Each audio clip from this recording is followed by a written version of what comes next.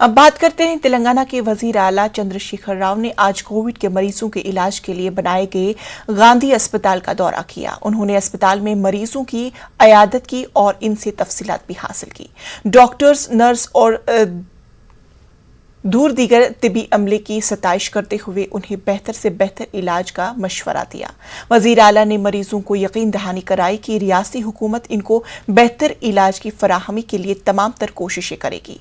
केसीआर ने कोविड-19 के emergency wards, ICU और आउट पेशेंट वार्ड का भी दौरा किया। वजीर आला ने शहर हैदराबाद के इस अहम गांधी अस्पताल में मरीजों को फराहम की जा रही तिबी सहूलियात पर इत्मीनान का इजहार भी किया। उन्होंने अस्पताल के हुकाम से इमरजेंसी दवाओं के साथ साथ ऑक्सीजन की सप्लाई के बारे में भी मालूमात हासिल की।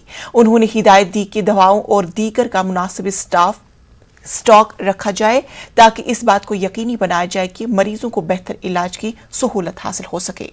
इस मौके पर तेलंगाना के वजीर खजाना T Harsh Rao, chief secretary Sumesh Kumar, health and medical department के हुकाम भी मौजूद थे।